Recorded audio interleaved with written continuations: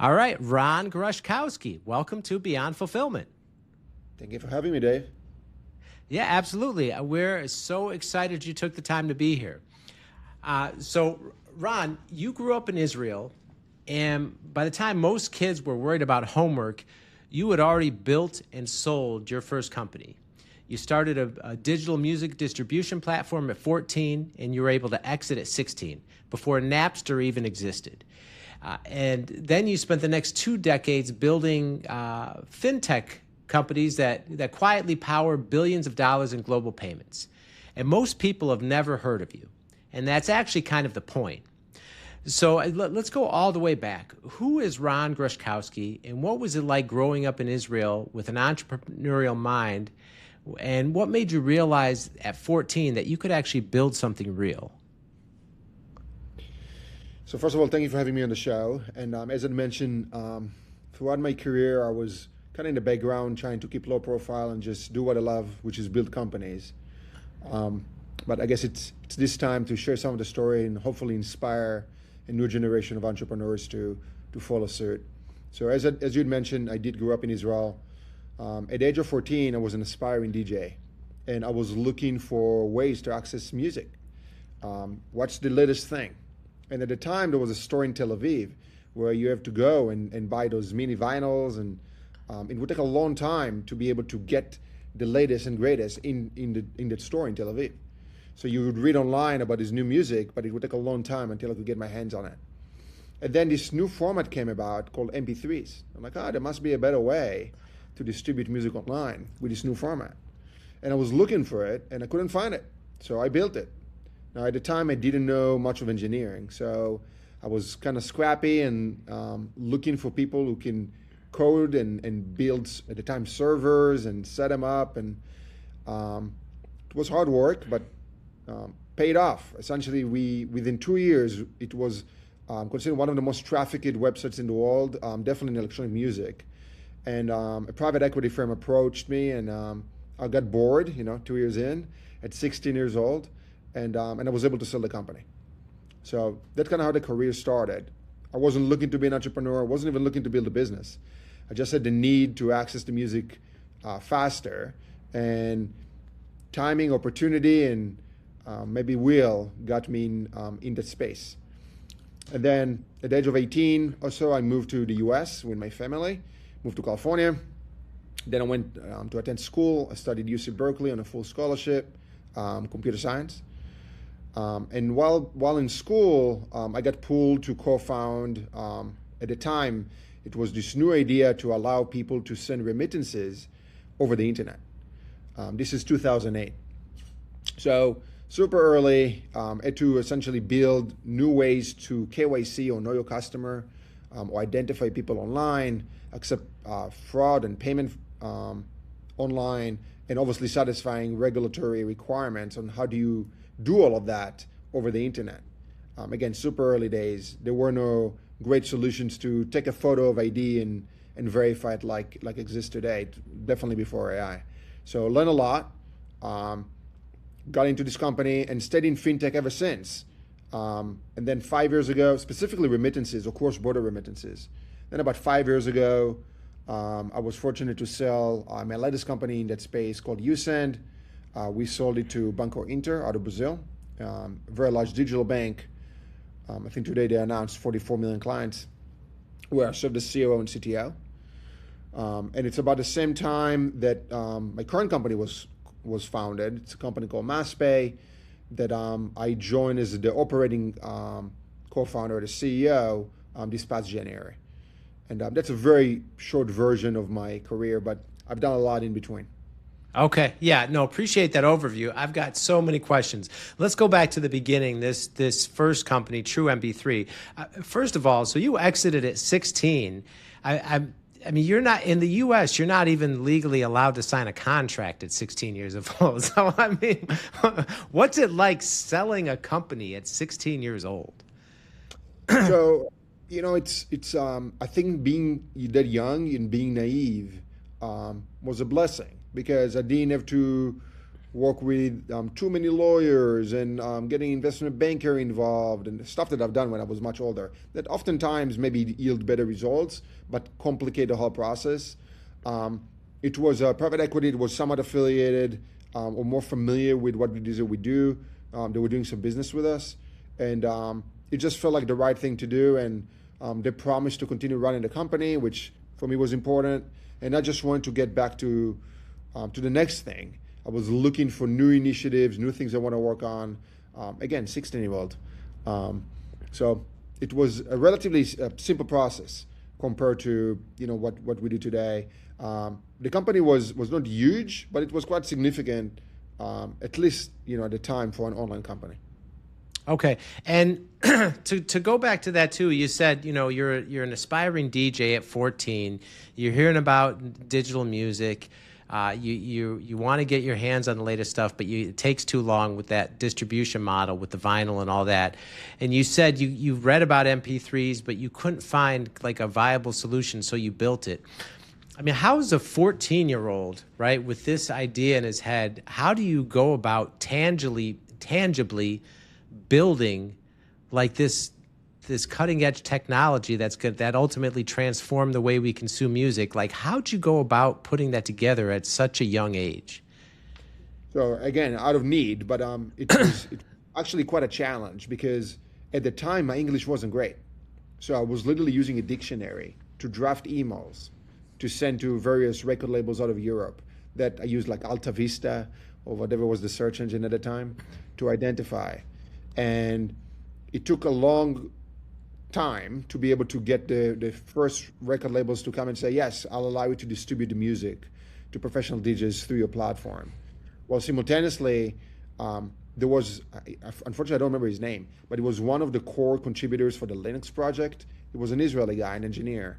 And I was able to convince him to help me build the original code for the platform, which was at the time with CGI or Perl as the programming language.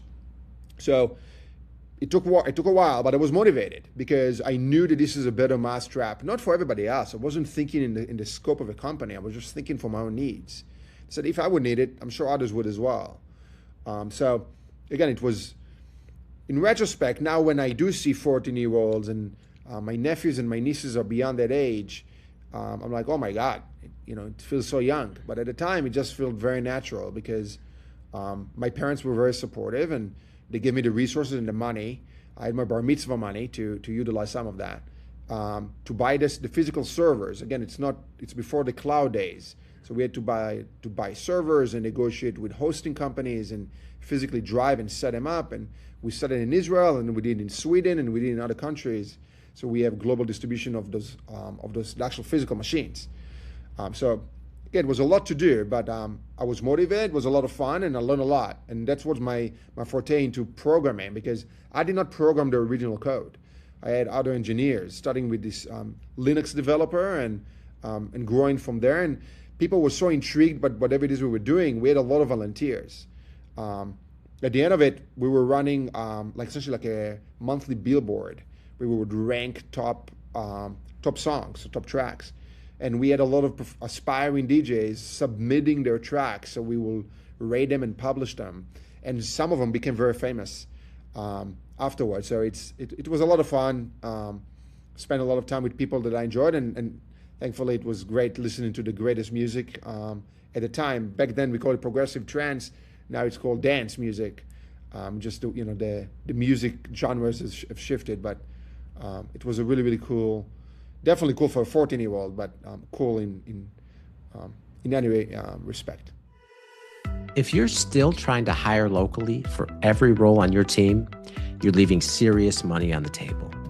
Ocean's Talent places AI-fluent executive operators. We're talking finance, marketing, operations, EAs, fully vetted, full-time, dedicated to your business. These aren't freelancers or shared resources.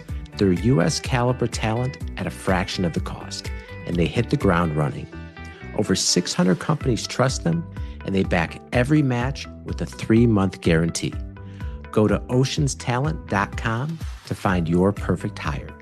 Okay. Wow. Yeah, you certainly were a natural entrepreneur. Again, taking your bar mitzvah money and buying servers and putting all these pieces together and getting the right people to help you and ultimately exiting, like you said, that's incredible. All right. So you move to the U.S. You have a scholarship to UC Berkeley, and then you get, I guess, asked to help co-found this next startup.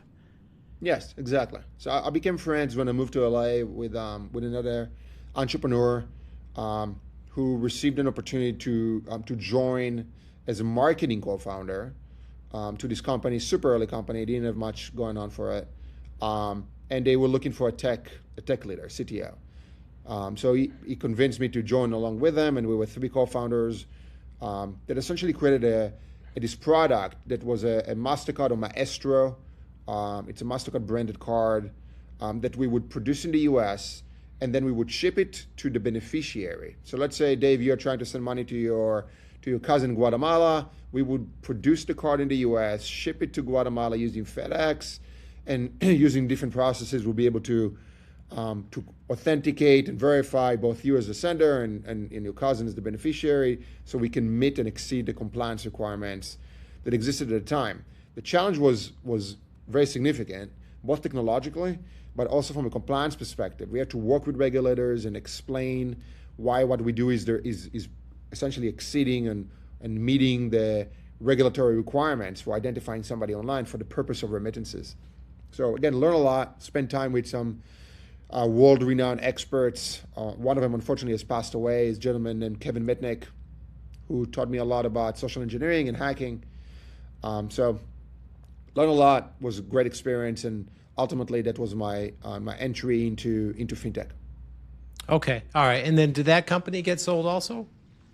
No, so that company pivoted like 2 times, and unfortunately, so as I mentioned, we have 3 co-founders. The one who got me in, unfortunately, was bought out during one of those pivots, and in the last pivot, I was named the CEO. So I was CTO the whole process, and I was named CEO by a request of the investors.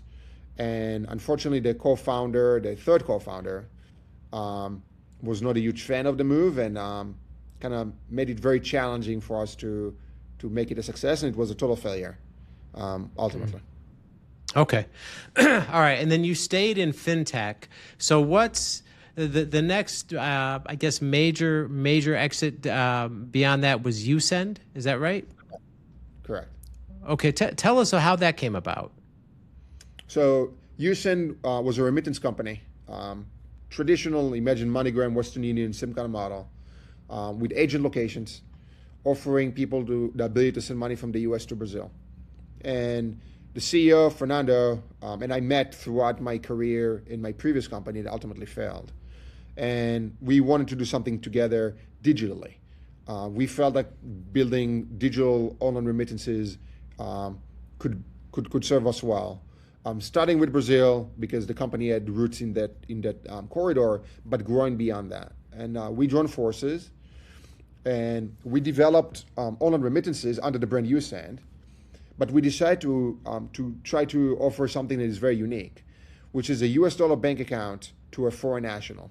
The premise was you have somebody who's, in this case, Brazil, but other countries as well, that are selling stuff on Amazon or on Etsy, and essentially they're conducting business online. And it's very challenging for them to get money back into their home country because of the exchange rate, but then they still need to promote the business in the US. So they have to maybe spend money on Facebook ads or Google ads. So they have a lot of back and forth conversion. So what if we could offer them a US dollar account where they're going to earn the money in US dollars, spend in US dollars, saving those exchange rates, but only remit back whatever money they want ultimately. So that was the promise. And it was very challenging to find a bank in the US that is willing to play with us. But ultimately we did. And we developed a product that we call the Global Account, which is, as it sounds, an account, a US dollar account that is offered for foreign nationals. Start again with Brazilians. And the combination of a global account, a US dollar bank account, with a linked debit card, so you can literally spend it off for your ads or whatever it is, whatever business you conduct in the US, combined with your ability to move the money back home, in this case Brazil and other countries, proved like a very good business model. And virtually after we unlocked it, we received 3 offers to acquire the company. So we started the process, and ultimately Inter is the company who ended up buying the company. Okay. All right. And so that was the first of its kind product at that time, right? Like that no other banks were doing that? As far as we know, that was the first, definitely digital cross-border bank account with a debit card that was offered in the US, yes. Okay. And so when you look back too, because ultimately you had a very successful exit, but looking back, what was like in terms of scaling that company, right? And like you said, it was very challenging to convince people to believe and to get people to basically banks to participate. What's the biggest lesson you took away from that whole process? So you learn throughout your career. Honestly, I learned more from my failures than I learned from my successes. Because when you succeed, you don't know what worked. You know it ultimately worked, but there's a lot of stuff that didn't work that you didn't know. But when it doesn't work, it really clearly tells you what didn't work. So by the time we went to pitch the global account model to some of the banks, I knew that A, you need to have the right team, you need to have the right partners.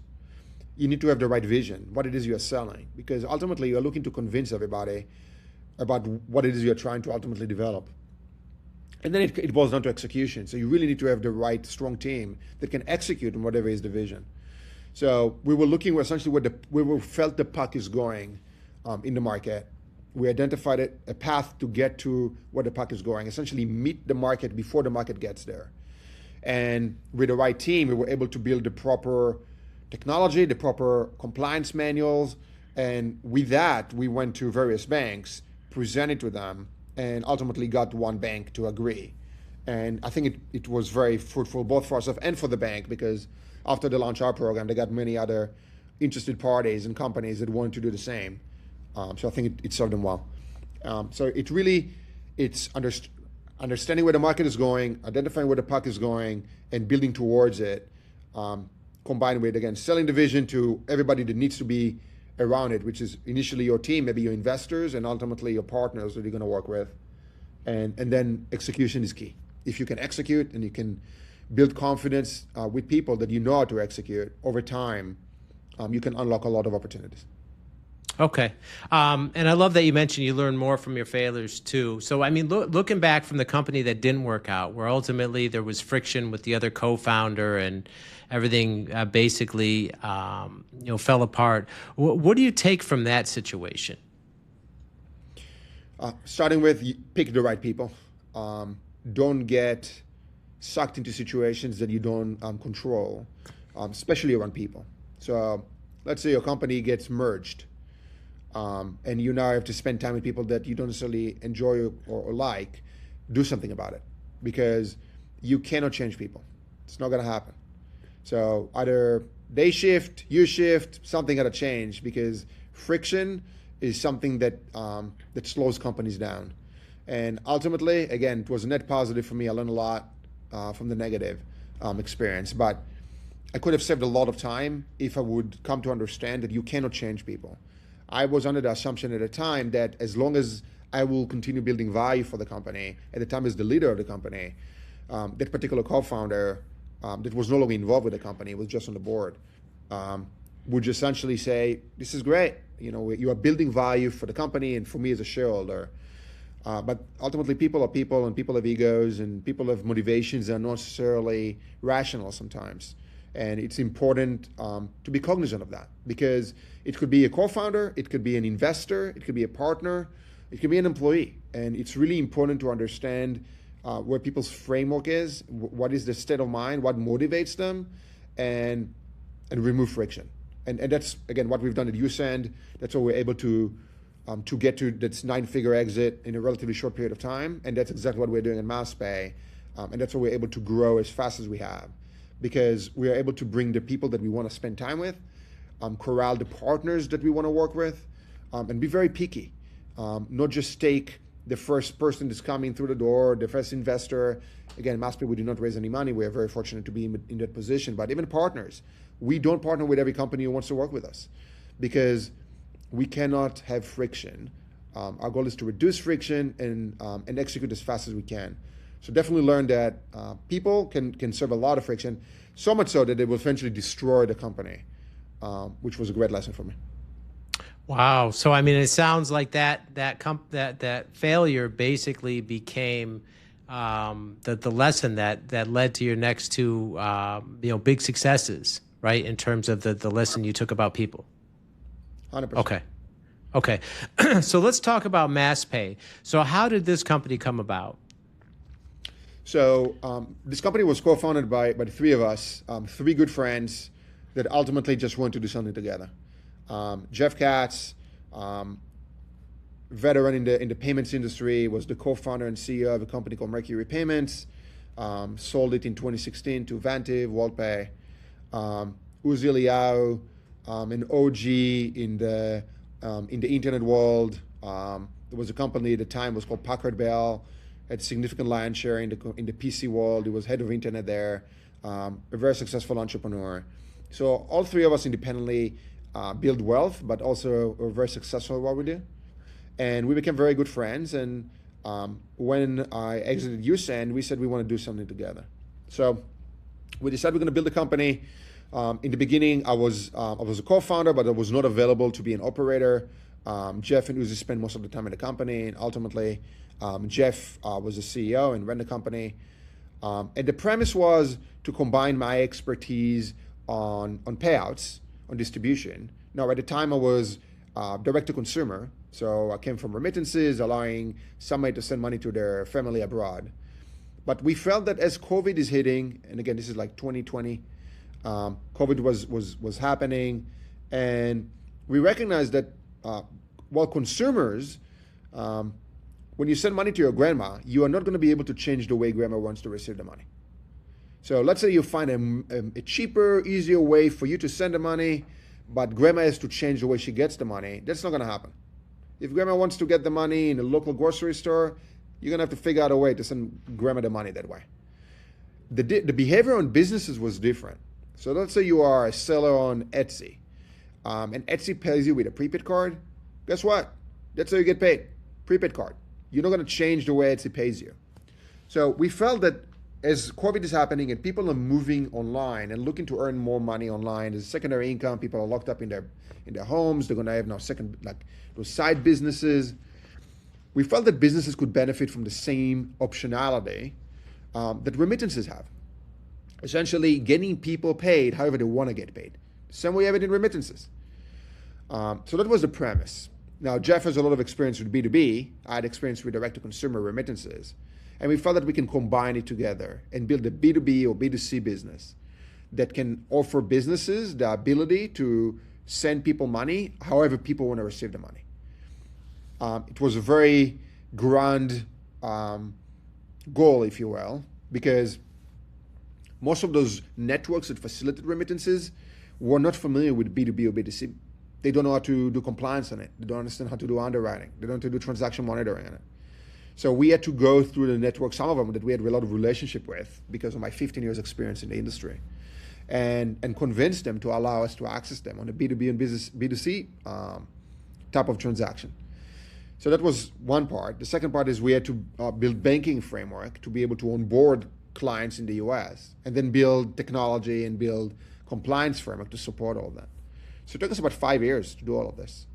And we unlocked all of it essentially this past December. So we were generating some revenue throughout, actually quite significant revenue, because even though the vision was not complete, it was enough to generate enough value for companies out there that needed access to whatever it is we built. But this past December, we really unlocked big parts of this infrastructure.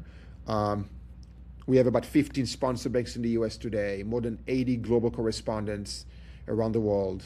We are a direct processor for Visa Direct, enabling B2B and B2C for all Visa and MasterCard's endpoints around the world. So we felt that the infrastructure is strong enough that now we are essentially going to market strongly. And if you look at our numbers, they are nothing short of miraculous. We are EBITDA positive, generating tens of millions of dollars in EBITDA. We are processing many billions of dollars a year, and our growth is tremendous. This past quarter, we grew close to 400%. So very tremendous growth that is enabled by essentially my whole career. Learning to execute, picking up the right team, knowing where the puck is going, and corralling everybody around that goal, which is very exciting. And that's why I'm back in business, if you will. It's not for monetary reasons. I could retire. It's really because A, I love building, but B, we believe that we can really affect the way businesses pay and move money around the world, and ultimately, however people get paid around the world, which is a great thing for society and humanity, and ultimately for us. Okay. And like looking at that too, where like you said, after some of these exits, you don't need to work anymore. And then you started this company with a couple of your friends because you really had this idea and you wanted to do something together.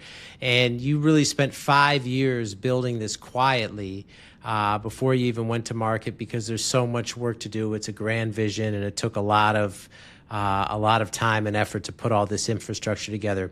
So when you look at last December, when you finally launch and you go to market, and like you said, it takes off, and now you're generating tens of millions in EBITDA and like 400% growth at this past quarter. Like, how much fun is that, given the road it was to get here and now seeing these types of results?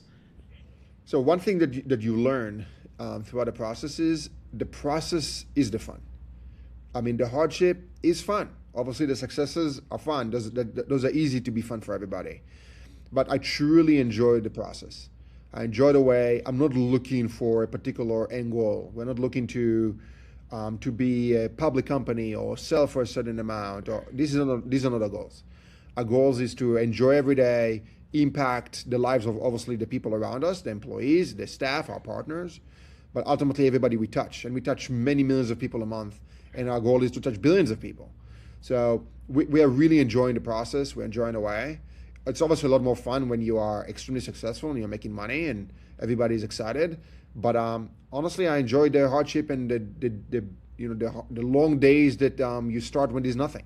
I enjoy them just as much. So learning to enjoy the process, I think, is a thing, and not looking towards an end goal is something that everybody needs to understand and focus on. Love that. Okay, and so when you look at where you're positioned now with MassPay, like what's next for you? So MassPay is just at the beginning. It's its infancy. It's just a lot of growth. Is educating people about the problem and the solution that MassPay offers, and ultimately improving the way companies, our clients, are able to distribute fund. Essentially, when you think about it, before the Google Cloud and Amazon web services and cloud computing, it was really hard for somebody it was like a moat to be able to have servers all over the world and be able to have like actual infrastructure to just be online. And now with the cloud computing, any college student can go and spin off the same ecosystem that any other company has. Our goal is to do the same with funds distribution. If you look today at large companies, large enterprises, some of them, they pride themselves on the fact that they built a global way to pay vendors and people. And it's like a moat, it's a competitive advantage. And what MassPay is doing is enabling, a college student to have a better ecosystem to compete and perform better, which ultimately benefits them as a business, but also the people that they pay, the people that are transacting with the business, the businesses that are getting paid by them if it's a B2B transaction. And our goal is to get it to such a level that it's as easy as somebody opening a merchant account on Stripe. Somebody can go online and in a matter of seconds, they're able to distribute funds all over the world in the most efficient way for people to get paid. And that is our goal. Okay. All right. And Ron, if people want to learn more about MassPay or the other work that you've done, or just get in touch with you for any other reason, what's the best way people can reach out to you online? Yeah, so me personally, obviously LinkedIn. You can follow me on X. The company is masspay.io. We have social media, obviously, can reach out through our website. Always looking to learn about new use cases, how it is we can help various companies to distribute funds.